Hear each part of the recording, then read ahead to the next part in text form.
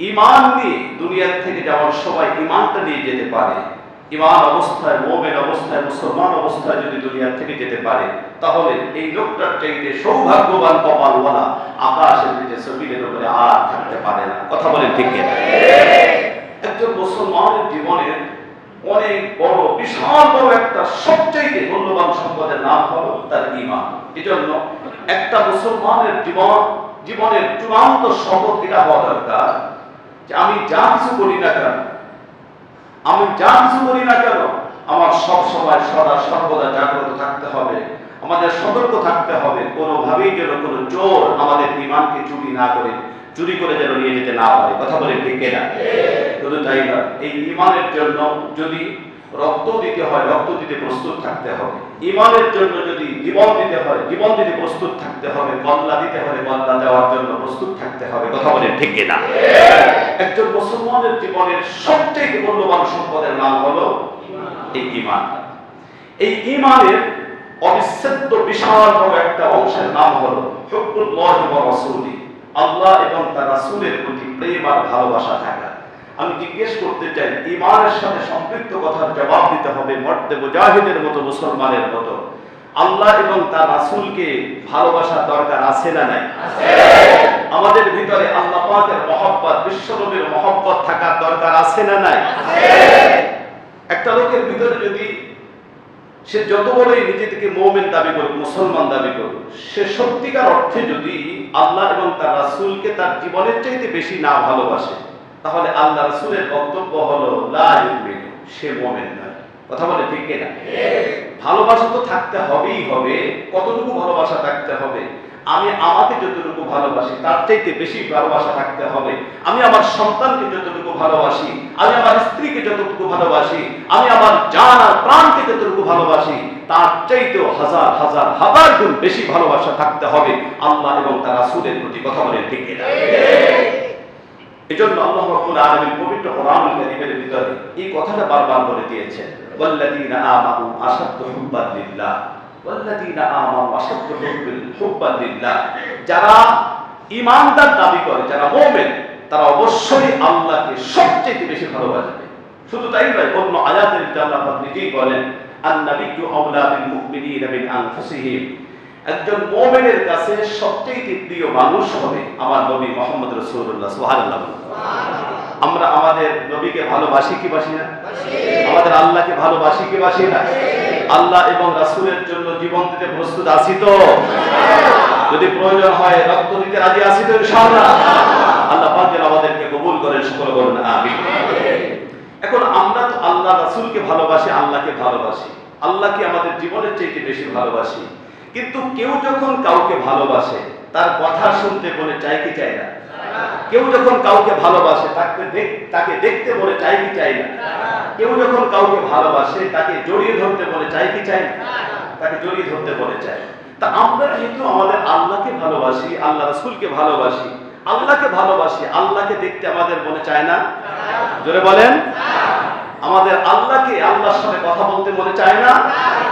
আল্লাহকে জড়িয়ে ধরতেও মনে চায়। কারণ কেউ কাউকে যখন ভালোবাসে, তার কথা শুনতে ভালো লাগে, তার সাথে মেসেজিং করতে ভালো লাগে, তার সাথে কথা বলতে ভালো লাগে, তাকে জড়িয়ে ধরতে ভালোবাসে। এটা হলো স্বাভাবিক নিয়ম। কথা বলেন ঠিক কিনা?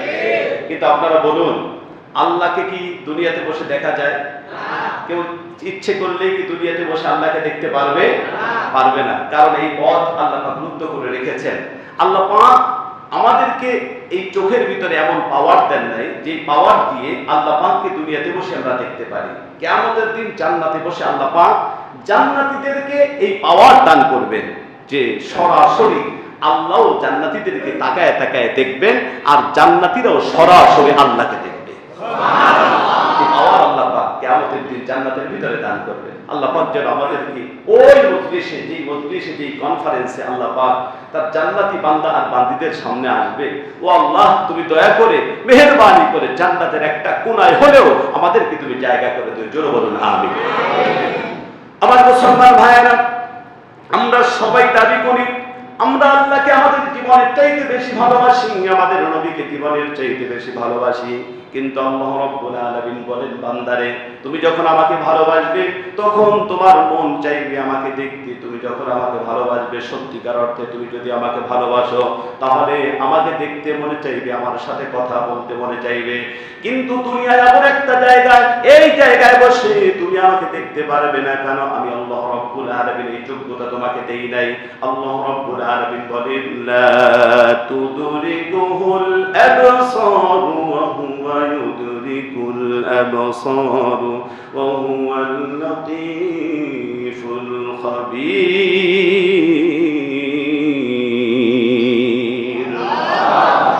আল্লাহ রাব্বুল আলামিন বলেন, কোন চোখ আমাকে দেখতে পারবে না, কারণ ওই শক্তি আমি আল্লাহ রাব্বুল আলামিন কোন চোখকে দেই নাই।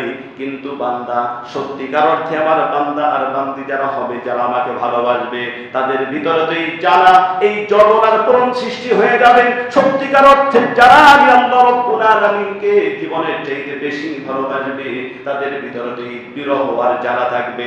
আমাকে দেখার যন্ত্রণা তার ভিতরে বারবার ধাউ ধাউ করে জ্বলে উঠবে। আমাকে দেখতে মনে চাইবে, আমাকে আমার সাথে কথা বলতে মনে চাইবে, আমাকে জড়িয়ে ধরতে মনে চাইবে।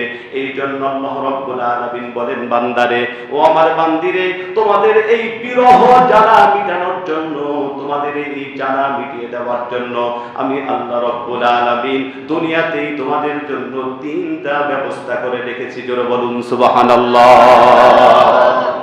যারা আল্লাহকে ভালোবাসতে চায়, ভালোবাসে, আল্লাহর সাথে যারা কথা বলতে চায়, দেখতে মনে চায়, জড়িয়ে ধরতে মনে চায়, আল্লাহ পাক আমাদের জন্য 3টা ব্যবস্থা করে রেখেছেন। আর জোরে বলুন না সুবহানাল্লাহ। কয়টা ব্যবস্থা? 3টা ব্যবস্থা আল্লাহ রাব্বুল আলামিন করে রেখেছেন। দেখেন, কেউ কাউকে যখন ভালোবাসে তখন তার চিঠি পড়তে মনে চায়। হ্যাঁ, কেউ কাউকে যখন ভালোবাসে তার চিঠি পড়তে মনে চায়। একজন আরেকজনকে ভালোবাসে, সে অপেক্ষায় থাকে মোবাইলটা নিয়ে কখন একটু মেসেজ করে। ভালোবাসার মানুষ আছে না? না? হ্যাঁ, এগুলা যুবকরা ভালোবাসবে, আমরা বুড়াদার আমরা অতটা ভালো বুঝবো না। হ্যাঁ, দেখা যাবে কেউ কাউকে যখন ভালোবাসে তখন চিঠি পড়তে বলে চায়। একটা চিঠি যদি পাঠায় খুব ভালো লাগে, একটা মেসেজ যদি করে তাহলে পড়তে ভালো, ওইগুলো পড়তে ভালো লাগে। এরপরেও চিঠি পড়েও তার মন ছাড়তেছে না, তখন মনে চায় একটু সরাসরি কথা বলতে, সরাসরি কথা। কিন্তু দূরে কিভাবে কথা বলবে? তখন ফোন করে। সারা রাত ধরে একজন আরেকজন যারা ভালোবাসে সারা রাত ধরে কথা বলে। আমি চিন্তা করি, আল্লাহ সারা রাত যে কথা বলে, কি কথাটা বলে? এটা বলে কেন? এত কি কথা পেটের ভিতরে জমা যে সারা রাত ধরে কথা বলছে? আসলে এটা তারাই বুঝবে যে যার সাথে কথা বলতেছে, ওরাই বসে কি মজা, আমরা বুঝবো না। কথা বলেন ঠিক না? এর ভিতরে মজা আছে না নাই? হ্যাঁ হ্যাঁ, যারা জি বলে তারা এটার মজা বোঝে আর কি, কথাবার্তা বলে মনে হয়। এটা আসলে এটা স্বাভাবিক তবিয়ত, এটা স্বাভাবিক তবিয়ত আল্লাহ পাক এটা রেখে দিয়েছেন। কেউ কাউকে যখন মহব্বত করবে তার সাথে কথা বলতে ভালো লাগে, স্বাভাবিক কথা, একই কথা বারবার বললেও ভালো লাগে। আমার মুসলমান ভাইয়ের, শুধুমাত্র তাই নয়, যে যাকে ভালোবাসে স্বাভাবিক নিয়ম লক্ষ্য করে দেখবেন, শুধুমাত্র কথা বলেও যখন, এই কথা বলেও যখন তার মনের ভিতরে সান্ত্বনা পায় না, তাকে দেখতে মনে চায়, তাকে জড়িয়ে ধরতে মনে চায়, কিন্তু সে তো দূরে, কি করবে? তখন তার স্মৃতি তালাশ করে, তার কোনো স্মৃতি আছে কিনা, সে তাকে কোনো গিফট করেছে কিনা, এটা দেখে দেখে অন্তরের জ্বালা সে মিটায়।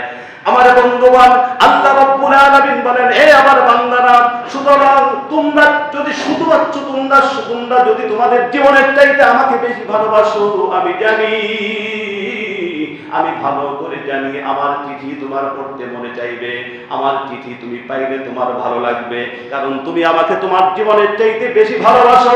ও বান্দারে শোনো, আমি আল্লাহ রাব্বুল আলামিন, আমিও তোমাকে ভালোবাসি, তুমি যেমন আমাকে ভালোবাসো আমিও তোমাকে ভালোবাসি।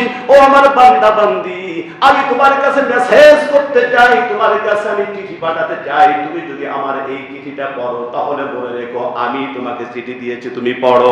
আল্লাহ রাব্বুল আলামিন আমাদেরকে যেহেতু ভালোবাসেন, আমরাও আল্লাহকে ভালোবাসি। আল্লাহ বলেন, যাও এই কোরআন নামক মেসেজটা, চিঠিটা তোমার কাছে পাঠায়া দিলাম। জোরে বলতে হবে, এই চিঠি কার? আরো জোরে, এই মেসেজ কার?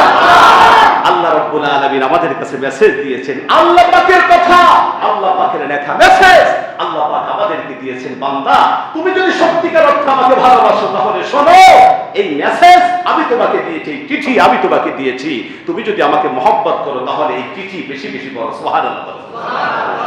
আমার বন্ধুগণ, আল্লাহ রাব্বুল আলামিন আরো জানেন, কারণ তিনি তো আলিমুল গায়ব। আমার অনেক বান্দা আছে আমাকে এত মহব্বত করে, এত মহব্বত করে, এত ভালোবাসে, শুধুমাত্র এই চিঠি পড়েই তার মনের ভিতরে এই জ্বালার যন্ত্রণা নিবারণ হবে না।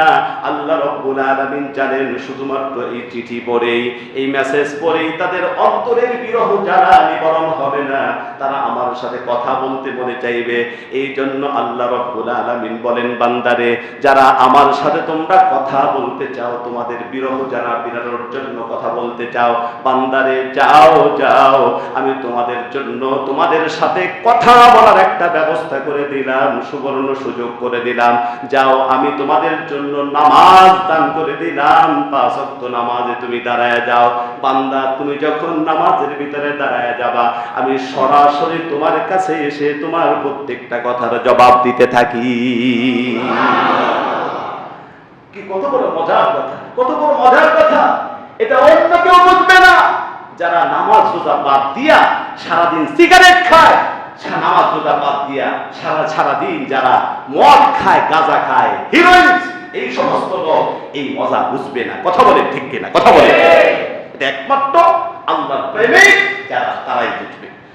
বন্ধুগণ আমার, হাদিস পাকের ভিতরে এসেছে যে রাসূল করিম সাল্লাল্লাহু আলাইহি ওয়াসাল্লাম তিনি বলেন, একজন বান্দা যখন নামাজে দাঁড়ায়, আল্লাহু আকবার বলে, প্রথম যেই তাকবীরটা, এই তাকবীরটাকে বলা হয় তাকবীরে তাহরিমা। এই তাকবীরটাকে কি বলে? তাকবীরে তাহরিমা বলে। আচ্ছা, তাকবীরে তাহরিমা মানেটা কি? অনেকে বলে প্রথম তাকবীর। না, তাকবীরে তাহরিমা মানে প্রথম তাকবীর না। তাকবীরে তাহরিমা মানে প্রথম তাকবীর যদি হতো, তাহলে আরবিতে তাকবীরে আউয়াল যদি বলা হয় তাহলে প্রথম তাকবীর হবে, কিন্তু তাকবীরে আউয়াল না বলে তাকবীরে তাহরিমা করে বলা হলো। তাহরিমা শব্দের অর্থ হলো হারাম করে দেওয়া, হারাম করে দেওয়া। তার মানে একজন বান্দা যখন নামাজে দাঁড়ায় আল্লাহু আকবার বলে, এই আল্লাহু আকবার বলার দ্বারা দুনিয়ার সব কাজ কর্ম তার নিজের উপরে সে হারাম করে রাখলো, হারাম করে ফেললো, দুনিয়ার আর সে কোনো কাজ করতে চায় না। এই তাকবীরের মাধ্যমে দুনিয়ার কাজ হারাম করে ফেলেছে। আল্লাহ পাক বলে, বান্দা তুমি যখন আমার সাথে কথা বলার জন্য তুমি দাঁড়িয়ে আসো, তুমি তাকবীরে তাহরিমা দিয়ে দুনিয়ার সব কাজ তুমি নিজের উপরে হারাম করে নিয়েছো, আমি আল্লাহ পাক খুশি হয়ে আর আরশ আজিমের উপরে না থেকে সরাসরি বান্দা আমি তোমার সামনে চলে আসি। জোরে বলুন সুবহানাল্লাহ। এখন বান্দা যখন আলহামদুলিল্লাহ বলে, আলহামদুলিল্লাহ রাব্বিল আলামিন, সাথে সাথে জবাব দেন কে? জোরে বলতে হবে, দেন কে? আর রহমানুর রহিম যখন বলে, সাথে সাথে আল্লাহ পাক জবাব দেন। আর মালিক ইয়াউমিদ্দিন বলে, সাথে সাথে আল্লাহ পাক জবাব দিতে থাকেন। বান্দার সাথে আল্লাহর সাথে কথা শুরু হয়ে যায়। সুবহানাল্লাহ বলে, সুবহানাল্লাহ। এজন্যই নামাজের ভিতরে যে কি মজা, আসলে আমরা তো নামাজের মজা বুঝি না, কারণ আমরা নামাজে দাঁড়িয়ে আমাদের চিন্তা চেতনা, যদিও আল্লাহু আকবার বলে দুনিয়ার সব কাজ মৌখিকভাবে হারাম করেছি, কিন্তু আসলে দাঁড়ানোর পরে মনে মনে কিন্তু দুনিয়ার কাজ একটাও হারাম করি নাই। কথা বলে, মনে মনে দুনিয়ার কাজ চলতেছে কি চলতেছে না? দুনিয়ার সব কাজ চলতেছে। ওরে আল্লাহ, কাজ চলে মানে সেই ছোট্টবেলায় কি ফাইজলামি করছে ওর আমাদের ভিতরে হিসাব করে আছে না নাই? বলে আমার উস্তাদ মোহতারাম একদিন বলছিলেন, ইমাম সাহেবের ভুল অনেক সময় হতে পারে না, ইমাম সাহেব মানুষ হতে পারে। তা ইমাম সাহেব যখন নামাজ পড়াইতেছেন, আসরের ঈশান নামাজ পড়াইতেছেন, ঈশান নামাজের ফরজ যখন শেষ হয়ে গেল, এখন মুসল্লিদের ভিতরে দুইটা ভাগ হয়ে গেছে। কেউ কয় 3 রাকাত হয়েছে, কেউ বলে 4 রাকাত হয়েছে। এখন ইমাম সাহেব দুদণ্ডমান অবস্থা, 4 রাকাত হয়েছে না 3 রাকাত হয়েছে, মানে মুযাবযাবিনা বাইনা যালিক, সেম অবস্থা। ইমাম সাহেব এদিকেও না সেদিকেও না, কি করবে? এখন দেখে মোটামুটি এ পক্ষেও লোক কম না, ও পক্ষেও লোক কম না, এখন সিদ্ধান্ত কি নেবেন? কেউ সব সিদ্ধান্ত নিতে পারতেছে না, নামাজকে আবার পড়বে কি পড়বে না। এখন একজন ওই পাশার থেকে দাঁড়ায় বলতেছে, ইমাম সাহেব আমার কথা শোনেন, আমি সঠিক সিদ্ধান্তটা দেই। কি সিদ্ধান্ত? বলতেছে, নিশ্চিত আজকে 4 রাকাত নামাজ ছাড়ে 3 রাকাত হয়েছে। কিভাবে আপনি নিশ্চিত হলেন? হ্যাঁ, এই কথা বলা যাবে না। কারণ একটু বলেন কিভাবে নিশ্চিত হলেন, এটা তো আমাদের জানতে হবে। দেখেন, আমি সারাদিন দোকানদারি করি, সারাদিন দোকানদারি, আমার মোট 4টে দোকান, মোটামুটি 4টে দোকান। তা ঈশান নামাজ যখন আসি ওই সময় মোটামুটি 4টা দোকানের হিসাব নিকাশ মোটামুটি একটু আমি এক এক রাকাতে এক এক দোকানের হিসাব আমি করি, মোটামুটি একটা হিসাব নেই আমি। কিন্তু দেখা গেছে প্রতিদিন 4 রাকাত নামাজই মোটামুটি আমার 4 দোকানের হিসাব নিকাশ মোটামুটি কমপ্লিট হয়। কিন্তু আজকে 3টা দোকানের হিসাব কমপ্লিট হয়েছে, আরেকটা দোকানের হিসাব এখন পর্যন্ত বাকি আছে। তার মানে হলো এখন পর্যন্ত আরেক টাকা পড়া হয় নাই, 3 টাকা হয়েছে। এটা আমি আপনাদের কাছে জিজ্ঞেস করি, এটা কি শুধুমাত্র এই গল্পের সাথে সীমাবদ্ধ না বাস্তবতা আছে? আছে না? এখন তো হয়তো বলতে লজ্জা পায়, কিন্তু নিজেকে যদি প্রশ্ন করা হয়, ইস্তাফতি কলবা, নিজেকে একটু প্রশ্ন করে দেখেন তো নামাজের ভিতরে কত চিন্তা আসে, মনের ভিতরে কত চিন্তা আসে। দেখবেন যে চিন্তাটা ইচ্ছা করেও এখন আনতে পারবেন না, ওটা নামাজে আসতে চলে আসে, নামাজের দাঁড়াইলেই চলে আসে। আসে না নাই বলেন? আসে না নাই? সেই ছোট্টবেলায় কি ফাজলামি করছে, কার গাছের ডাক চুরি করে ফেলছে, এও মনে আসে। ছোট্টবেলায় কি সিনেমায় ছবি দেখছে, ওয়াও আসে না নাই? মনে আছে কি না বলেন? আসে। হ্যাঁ, শয়তান সব কিছু জাগ্রত করে দেয়। অথচ মুখে কিন্তু আমরা বললাম আল্লাহু আকবার, তাকবীরে তাহরিমার মাধ্যমে দুনিয়ার সব কাজ হারাম করে দিয়েছে। এটা শুধুমাত্র মুখে, বাস্তবে দুনিয়ার সব কাজ চলতেছে। কথা বলে ঠিক কিনা? এই জন্যই তো আমরা নামাজের মজা পাই না। এই জন্য আল্লাহ যে আমাদের সাথে কথা বলতেছেন, এই ফিল, এই অনুভূতি আমাদের ভিতরে জাগ্রত হয় না। কারণ একটা মুসলমান নামাজে দাঁড়ানোর পরে যদি এই অনুভব তার ভিতরে আসে, এই অনুভূতি তার ভিতরে জাগ্রত হয় যে আমার সাথে আল্লাহ কথা বলতেছেন, তাহলে সে নিঃসন্দেহে দুনিয়ার আর কোনো কথা, আর কোনো কাজ, কোনো বিষয় তার ভিতরে জাগ্রত হতে পারে না। কথা বলেন ঠিক কিনা? কথা বলেন ঠিক কিনা? আমার মুসলমান ভাইয়েরা, গভীর মনোযোগ। আল্লাহ রাব্বুল আলামিন বলেন, বান্দারে আমার সাথে যারা কথা বলতে চাও তাদের জন্য আমি কোরআন নামক মেসেজটা পাঠিয়ে দিলাম। কোরআনের সাথে তোমরা সম্পর্ক করো, কোরআনুল কারীম যদি তোমরা তেলাওয়াত করো, তাহলে আমি আল্লাহ রাব্বুল আলামিনের চিঠি তোমরা পড়লা, আমি আল্লাহ রাব্বুল আলামিনের মেসেজ তোমরা পড়লা। ও বান্দারে, তারপরেও আমার সাথে যারা কথা বলতে চাও নামাজে দাঁড়িয়ে যাও, নামাজে দাঁড়াইলে পরে বান্দারে তুমি আমার সাথে কথা বললে, আমি তোমার সাথে কথা বললাম। তারপরেও আল্লাহ রাব্বুল আলামিন জানেন আমার কিছু বান্দা এমন থাকবে, এমন কিছু বান্দা থাকবে যারা আমাকে এতটা ভালোবাসে, শুধুমাত্র নামাজের দ্বারাই তাদের মনের বিরহ যারা মেটে না, শুধুমাত্র কোরআনুল কারীম তেলাওয়াত করেই তার মনের ভিতরের বিরহ আর জ্বালা তাদের মেটে না, তারা আমি আল্লাহ রাব্বুল আলামিনকে জড়িয়ে ধরতে চায়, আমি আল্লাহ রাব্বুল আলামিনকে দেখতে মনে চায়। আল্লাহ রাব্বুল আলামিন বলেন, বান্দারে ও বান্দি তুমি কোনো চিন্তা করো না, আমি আল্লাহ রাব্বুল আলামিন মোটামুটি একটা ব্যবস্থা তোমাদের জন্য দুনিয়াতে আমি করে রেখেছি।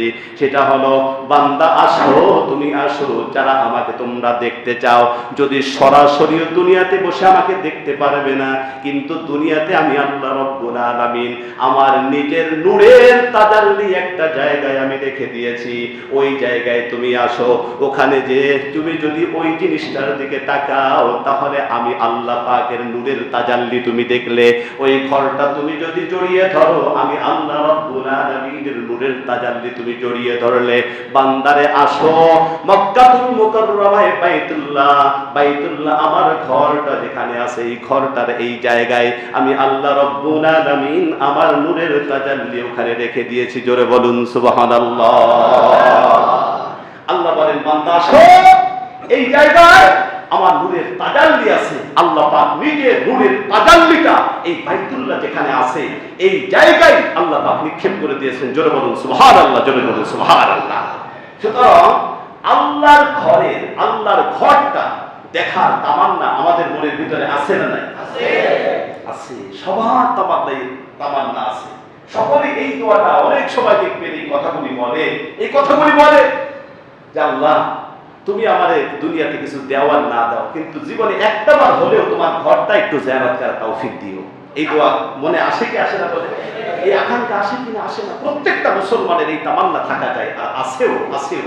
কিন্তু যার ভিতরে যত তামান্না বেশি থাকবে, দেখেন এই ঘর জিয়ারত করার জন্য অনেকেই মনে মনে ভাবে, হুজুর আমাদের কপালেতে তো এই ঘর জিয়ারত করার সুযোগ হবে না। কারণ কেন? তাদের দলিল হলো আমার টাকা নাই, পয়সা নাই, ঠিকভাবে দিনবেলা ভালো খেতেও পারি না, ভালো করতে পারি না, তাহলে এই ঘরটা কিভাবে জিয়ারত করব?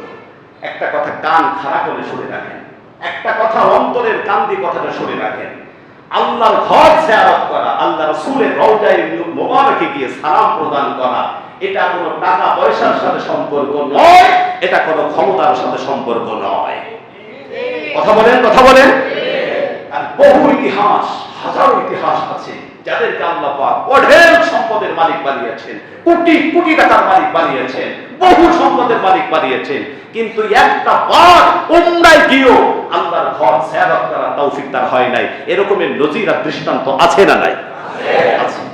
আর এমনও হাজারো দৃষ্টান্ত আছে, আমি এখানে বসেও বলেছি, এমন হাজারো দৃষ্টান্ত আছে যে এই লোকটা 10,000 টাকা বেতন পায়, 8,000 টাকা বেতন পায়, হ্যাঁ, ঠিকভাবে সন্তানদেরকে দিয়ে ভালো প্রতিবেলা একটু খেতেও পারে না, ভালো কিছু করতেও পারে না, কিন্তু তারা একবার নয় দুইবার নয়, সে একবার নয় দুইবার নয় 40 বার 50 বার 60 বার হজ করেছে, উমরা করেছে। সুবহানাল্লাহ বলেন। এরকম নজির আছে না? সুতরাং এটা হলো কবুলিয়াতের সাথে সম্পর্ক। আমার উস্তাদে মুহতারাম একটা আমল দিয়েছিলেন আমাদেরকে, আমলের ফল পেয়েছি, আমলের ফল পেয়েছি। আমার উস্তাদে মুহতারাম বলেছিলেন, তুমি যদি সত্যিকার অর্থে আল্লাহর ঘর জিয়ারত করতে যাও, রাসূল করিম সাল্লাল্লাহু আলাইহি সাল্লামের রওজায়ে মুবারকে গিয়ে যদি সরাসরি সালাম প্রদান করতে যাও, তাহলে একটা আমল তুমি জারি করে দাও, একটা আমল জারি করে দাও। এই একটা আমল ইনশাআল্লাহ অতি তাড়াতাড়ি তোমাকে হারামাইন শরীফাইনের জিয়ারতের জন্য নিয়ে যাবে। সুবহানাল্লাহ বলেন। বিষয় একটা আমল বলতে দুইটা আমল। একটা আমল হলো প্রতিদিন 2 রাকাত নামাজ আদায় করতে হবে। কয় রাকাত নামাজ? জোরে বলুন, কয় রাকাত? 2 রাকাত নামাজ আদায় করতে হবে। এই উদ্দেশ্যে, আয় আল্লাহ, আমি তোমার ঘর জিয়ারত করতে চাই, তোমার রাসূলের রওজায় আমি যেতে চাই, 2 রাকাত নামাজ এই উদ্দেশ্যে আমি পড়তেছি। 2 রাকাত এই নফল নামাজ আদায় করবে প্রতিদিন, যখন সে সুযোগ পায়, হারাম সময় বাদ দিয়া, মাকরুহ সময় বাদ দিয়ে যখন সে সুযোগ পায় 2 রাকাত নামাজ আদায় করবে। আর প্রতিদিন অন্তত 100 বার দুরূদ পড়বে, 100 বার দুরূদ পড়বে। এই দুইটা আমল কোন ব্যক্তি যদি করতে পারে, ইনশাআল্লাহ বিশ্বাসের সাথে অবশ্যই এই আমলটা যদি করতে পারে, অতি তাড়াতাড়ি ইনশাআল্লাহ আল্লাহ পাক তার ঘরের কাছে তাকে নিয়ে যাবেন। সুবহানাল্লাহ। এই আমলটা আমরা জারি করতে পারবো না ইনশাআল্লাহ? পারবো তো ইনশাআল্লাহ? দেখি কয়জন এই আমলটা করতে পারে ইনশাআল্লাহ। 1 মাস পরে ইনশাআল্লাহ আবার জিজ্ঞেস করবো এই রকমের কয়জন আছে যে একদিনও আমাদের এই আমলটা মিট যায় না। রাজি আছেন ইনশাআল্লাহ? আল্লাহ পাক আমাদেরকে তৌফিক দান করেন। দেখেন